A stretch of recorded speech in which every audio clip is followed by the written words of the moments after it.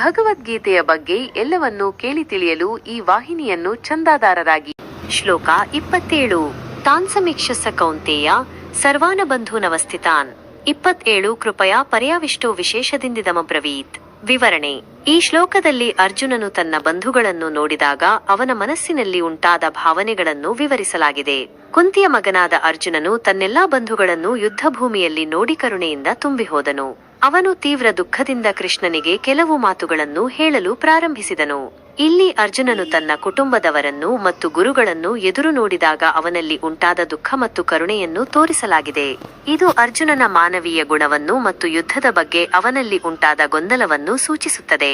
ಈ ಶ್ಲೋಕವು ಅರ್ಜುನನ ಮಾನಸಿಕ ಸ್ಥಿತಿಯನ್ನು ವಿವರಿಸುತ್ತದೆ. ಅಲ್ಲಿ ಅವನು ತನ್ನ ಕರ್ತವ್ಯ ಮತ್ತು ಭಾವನೆಗಳ ನಡುವೆ ಹೋರಾಡುತ್ತಿದ್ದಾನೆ. ಸಾರಾಂಶ. ಈ ಶ್ಲೋಕವು ಅರ್ಜುನನು ತನ್ನ ಬಂಧುಗಳನ್ನು ನೋಡಿದಾಗ ಅವನಲ್ಲಿ ಉಂಟಾದ ದುಃಖ ಮತ್ತು ಕರುಣೆಯನ್ನು ವಿವರಿಸುತ್ತದೆ. ಇದು ಅರ್ಜುನನ ಮಾನವೀಯ ಗುಣವನ್ನು ಮತ್ತು ಯುದ್ಧದ ಬಗ್ಗೆ ಅವನಲ್ಲಿ ಉಂಟಾದ ಗೊಂದಲವನ್ನು ತೋರಿಸುತ್ತದೆ.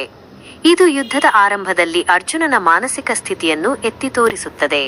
ಶ್ಲೋಕ 28. ಅರ್ಜುನ್ ಉವಾಚ ದೃಷ್ಟ್ವೇಮಂ ಸ್ವಜನಂ ಕೃಷ್ಣ ಯುಯುತ್ಸುಂ ಸಮುಪಸ್ಥಿತಂ. 8 ಸೀದಂತಿ ಮಮ ಗಾತ್ರಾಣಿ ಮುಖಂ ಚ ಪರಿಶುಷ್ಯತಿ. ವಿವರಣೆ. ಈ ಶ್ಲೋಕದಲ್ಲಿ ಅರ್ಜುನನು ಕೃಷ್ಣನಿಗೆ ತನ್ನ ಭಾವನೆಗಳನ್ನು ವ್ಯಕ್ತಪಡಿಸುತ್ತಿದ್ದಾನೆ. ಓ ಕೃಷ್ಣ, ನನ್ನ ಸ್ವಂತ ಬಂಧುಗಳು ಇಲ್ಲಿ ಯುದ್ಧಕ್ಕೆ ಸಿದ್ಧವಾಗಿರುವುದನ್ನು ಮತ್ತು ಪರಸ್ಪರ ಕೊಲ್ಲುವ ಉದ್ದೇಶದಿಂದ ನೋಡುತ್ತಿರುವಾಗ ನನ್ನ ಕೈಕಾಲುಗಳು ನಡುಗುತ್ತಿವೆ ಮತ್ತು ನನ್ನ ಬಾಯಿ ಒಣಗುತ್ತಿದೆ ಎಂದು ಅರ್ಜುನನು ಹೇಳುತ್ತಿದ್ದಾನೆ. ಇಲ್ಲಿ ಅರ್ಜುನನು ತನ್ನ ಕುಟುಂಬದವರನ್ನು ಮತ್ತು ಗುರುಗಳನ್ನು ಎದುರು ನೋಡಿದಾಗ ಅವನಲ್ಲಿ ಉಂಟಾದ ದುಃಖ, ಭಯ ಮತ್ತು ಗೊಂದಲವನ್ನು ತೋರಿಸಲಾಗಿದೆ. ಅರ್ಜುನನಿಗೆ ಯುದ್ಧದ ಬಗ್ಗೆ ಇರುವ ಅಸಹ್ಯ ಮತ್ತು ದುಃಖವನ್ನು ಇದು ತೋರಿಸುತ್ತದೆ. ಈ ಶ್ಲೋಕವು ಅರ್ಜುನನ ಮಾನಸಿಕ ಸ್ಥಿತಿಯನ್ನು ವಿವರಿಸುತ್ತದೆ. ಅಲ್ಲಿ ಅವನು ತನ್ನ ಕರ್ತವ್ಯ ಮತ್ತು ಭಾವನೆಗಳ ನಡುವೆ ಹೋರಾಡುತ್ತಿದ್ದಾನೆ. ಸಾರಾಂಶ. ಈ ಶ್ಲೋಕವು ಅರ್ಜುನನು ಯುದ್ಧಭೂಮಿಯಲ್ಲಿ ತನ್ನ ಬಂಧುಗಳನ್ನು ನೋಡಿದಾಗ ಅವನಲ್ಲಿ ಉಂಟಾದ ದುಃಖ, ಭಯ ಮತ್ತು ಗೊಂದಲವನ್ನು ವಿವರಿಸುತ್ತದೆ.